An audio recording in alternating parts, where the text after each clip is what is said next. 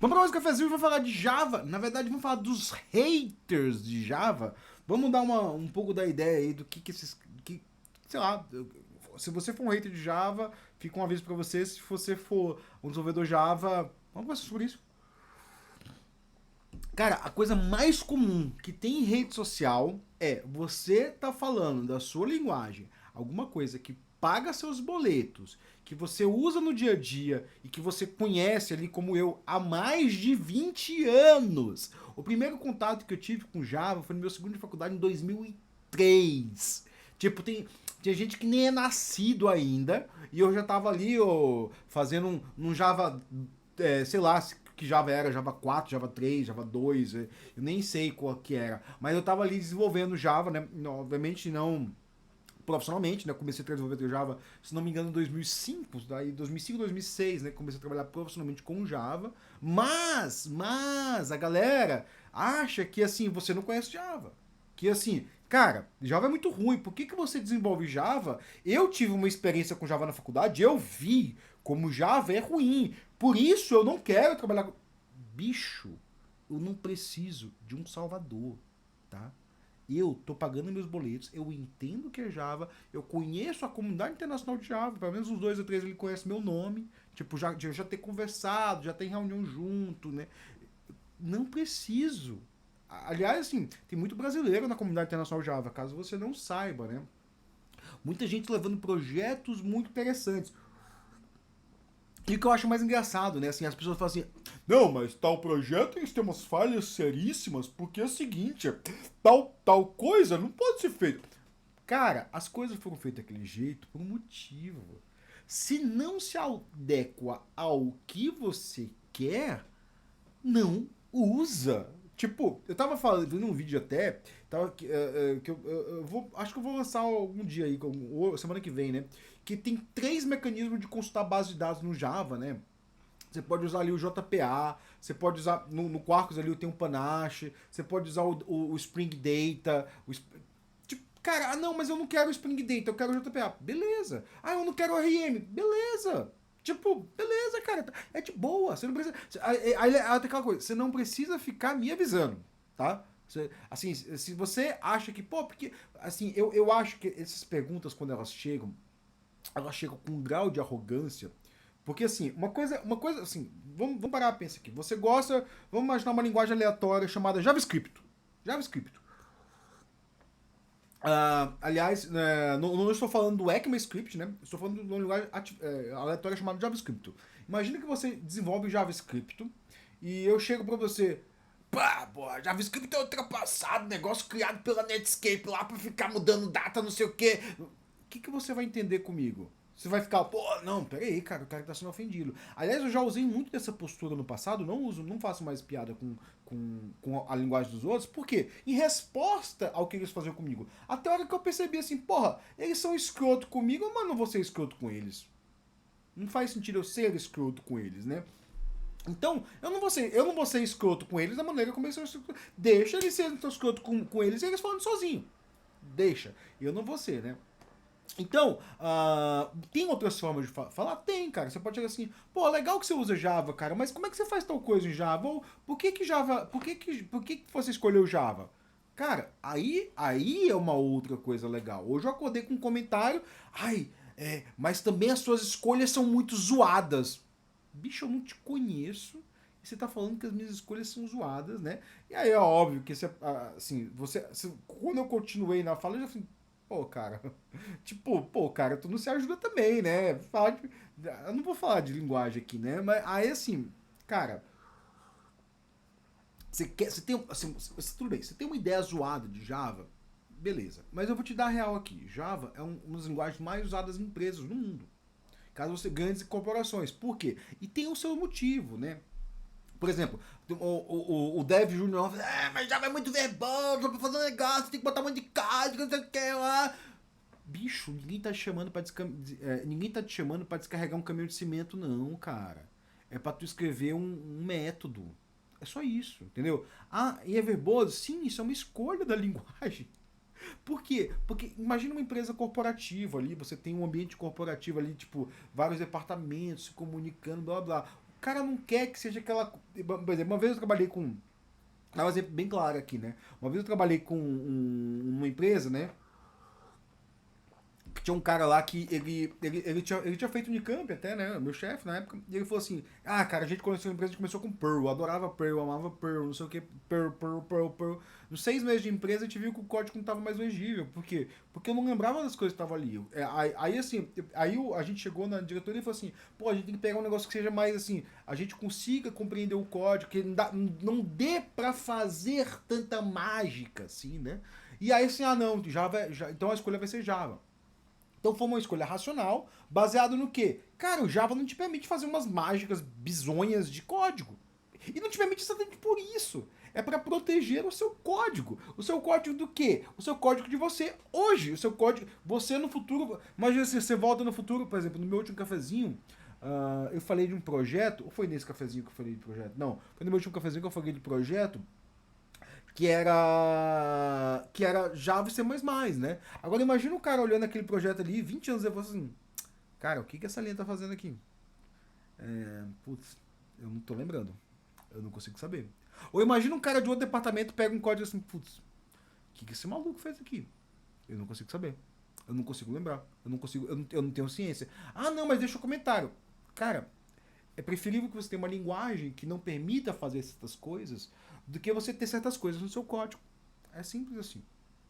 Por isso que essas escolhas, elas estão dentro de empresas. Porque o gerente, lá, a pessoa que decidiu, o time de arquitetura que decidiu, ela escolhe o quê? Uma linguagem que seja plenamente aceitável, que seja de mercado, que tenha uma comunidade grande, né? E que seja tipo, que tenha muito código open source, que você pode migrar ali de frameworks para frameworks, né? Tem algumas outras vantagens que eu vou falar daqui a pouco, e que não deve fazer merda. Que não deve fazer merda, que não deve fazer assim, tipo, eu não tenho a mínima ideia do que está acontecendo aqui, né? Outras vantagens de Java. Comunidade grande, aceitação de comunidade. Então, por exemplo, pega o tanto de conferência Java que no Brasil tem pouca. Isso é interessante. No Brasil tem pouca conferência Java aqui. O TDC tem uma linha de Java. Ano passado o pessoal do Sou Java, a qual eu faço parte, mas eu não tô, por causa do meu mestrado, não tô nem. Tá no mute lá no WhatsApp, né? Desculpa galera do Sou Java que me segue, mas assim, eu não consigo lidar com muita. Tem o meu canal aqui, mas assim, terminando o meu mestrado eu volto. Tem o Soul Java, teve a JConf no Brasil, né? Teve a JConf, tem o Devox é uma grande conferência, tem um monte de conferência, cara. O Devox tem umas 5, 6 conferências do Devox, tem outras, Vox Days, tem um monte de conferência Java aí pelo mundo, né? Então, assim, conferência Java é o que não falta. Um monte de gente falando de projetos open source, um monte de empresa criando projetos open source. A governança desses projetos open source são feitos por fundações independentes, né? Então tem uma galera que fala assim, não, mas o Java é controlado pela Oracle. Então a Oracle é uma empresa, a Big Tech malvadana, que não sei o que, eu não gosto da Oracle e eu não quero usar Java por causa disso. Esse era um argumento bem plausível lá em 2004, cara. É que não era da Oracle, era da Sun. Puta, nem, né? Não, assim, realmente, assim, a Oracle é uma empresa que até a galera brinca, né? Eu não vou falar mal de empresa nenhuma aqui, tal, mas assim, tipo, se você tem esse argumento aí, cara, você. Tipo, você não sabe que o Java é governado mais pela comunidade do que pela Oracle. Sim, a Oracle bota dinheiro lá, é um produto da Oracle, o trademark da Oracle, mas tem uma grande comunidade open source ao redor dela. É só olhar, sei lá, olha as listas de desenvolvimento, caso você queira ver do Java. Eu tô nelas, eu sigo elas, eu não mando e-mail, obviamente, né? Mas eu sigo elas, eu sei como tá as listas de desenvolvimento, eu sei as pessoas que estão envolvidas, né?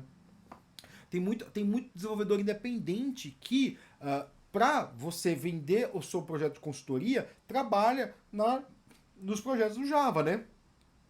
Ali na JVM, em alguma outra coisa. Óbvio que muitos deles migram para Oracle, né? É até comum a gente ver o Java Champions, né? Eu vou dar a dica do Java Champions. O que é o Java Champions? É uma comunidade, eu não faço parte disso aí, eles que se elegem, é uma comunidade de desenvolvedores Java que são reconhecidos pelo seu trabalho de divulgação do Java. E aí, tipo, eles não tem nada a ver com a Oracle. É incrível. Tanto assim, se você trabalha na Oracle e você é um Java Champion, você é um Java Champion Alumni. Né, que você saiu do Java Champion para entrar na Oracle, e aí você tem que sair, eu acho que eles têm um grupo de zap lá, tem que sair, não sei o que, não sei o que. E assim, Cara, isso é uma lista de referência. Você tem uma lista mundial de referências de desenvolvedores Java ali. Se você quiser pegar, a cada, sei lá, a cada 2 semanas eles escolhem um aí, né? Tem uma lista, você pode olhar, qualquer lista.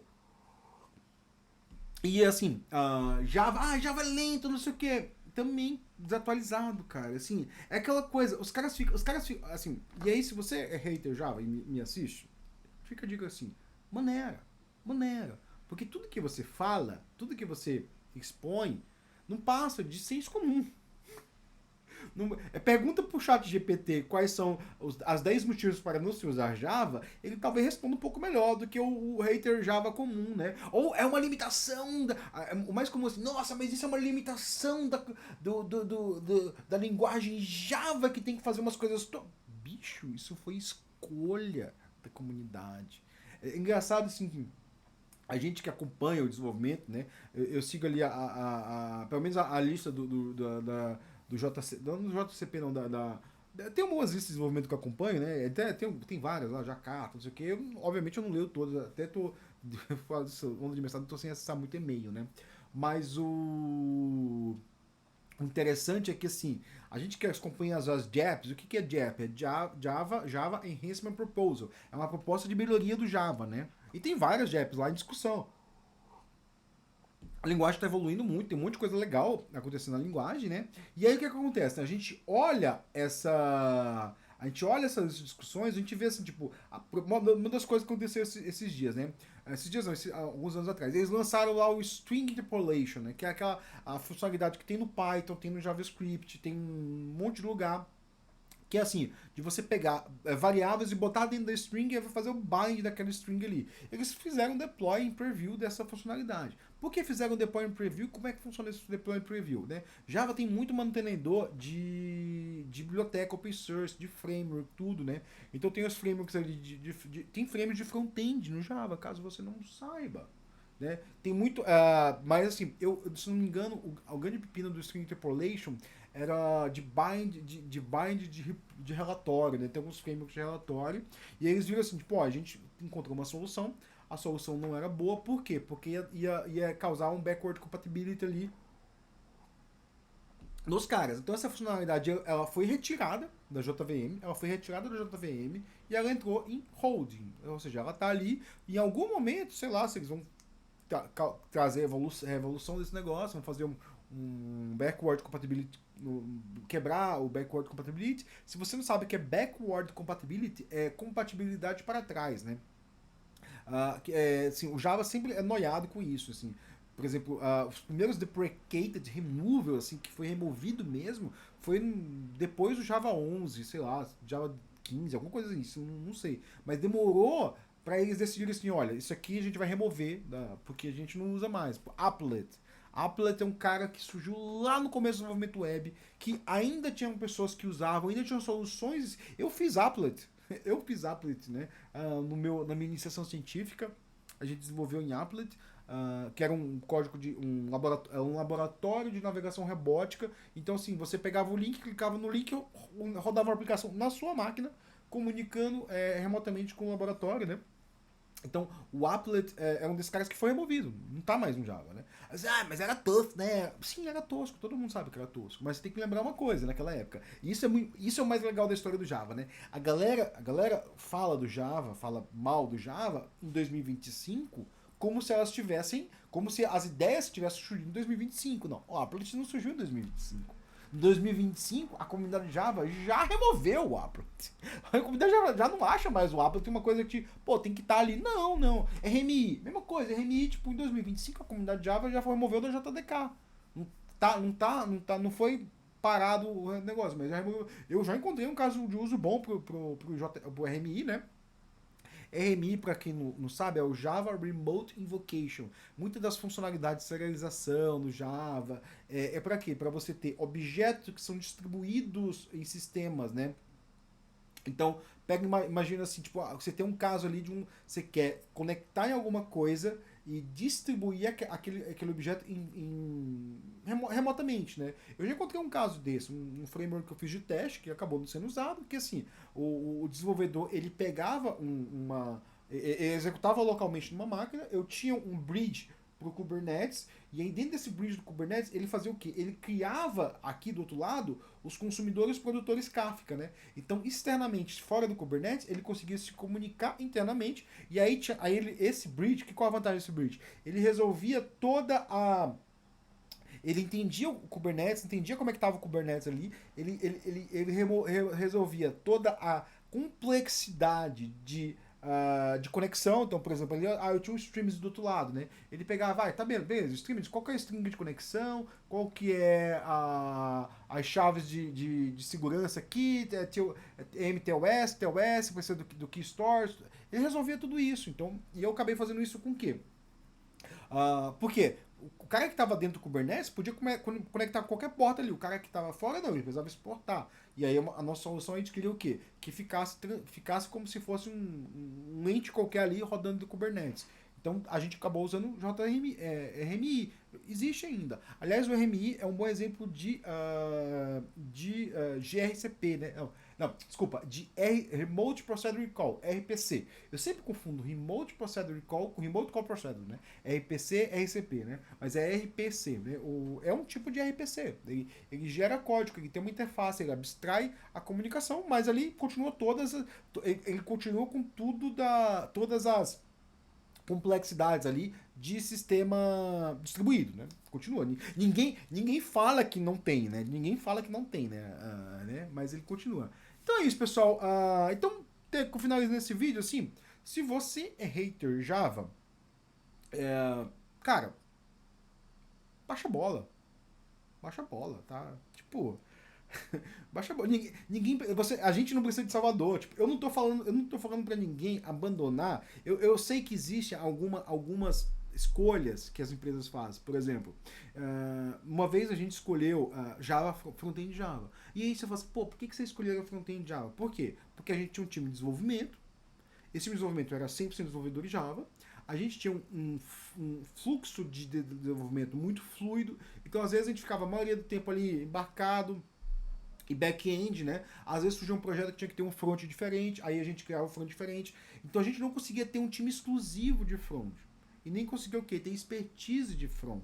Então assim, vamos escolher todo o back-end de Java, a gente especializa essa galera no framework bom de front, como que era o Vaadin, e a gente entrega isso aqui. Mas era o quê? Era uma escolha racionalizada. A gente pensou nessa escolha, a gente escolheu isso e a gente trabalhou essa escolha. Não era assim, tipo, eu uso Java porque é a única opção. Não foi. A gente pensou em usar outras opções. Outras opções, por exemplo, quem questionou as minhas escolhas ali, por que eu escolho sempre o Angular como front-end? Porque é aquele que me permite trabalhar no nível de cuponização que lembra o Java. Então eu não preciso partir para um outro padrão que eu não quero. Não é aquela coisa assim, eu não quero aprender, cara. Eu tenho a minha especialização aqui, eu não quero. Eu sou especializado numa coisa, eu não quero aprender. Se eu tenho um framework que vai me resolver os problemas e que me deixa quieto na minha zona de conforto, tudo bem, porque assim, eu tenho muito. E aquela coisa, eu tenho muito. Uma das coisas que front-end traz muito é FOMO, Fear of Missing Out. Eu já devo ter cafezinho falando nisso, eu tô me estendendo bastante. E front-end traz muito FOMO, porque é toda hora um framework novo, e aí os frameworks novos tem um monte de influência e fala assim, vai mudar toda a forma de desenvolvimento. Bicho, tudo que eu quero é ficar no meu cantinho, podendo entregar as coisas. Eu não quero ficar todo o tempo aprendendo um novo framework de front-end que vai revolucionar a forma como você desenvolve software. Eu não quero isso. Eu quero só resolver meus problemas. Então é isso, galera. Se você é um dev Java, pega essa tática, ó. Joy of missing out. O fear of missing out é o medo de perder algo. O joy of missing out é o prazer de perder algo. Eu olho para toda essa discussão de front-end e falo assim... eu estou fora dela. Deixa eu ficar aqui em Kafka, aqui, fazendo meus Kafkas streams, fazendo meu mestradinho aqui em Kafka. Tô de boa, cara.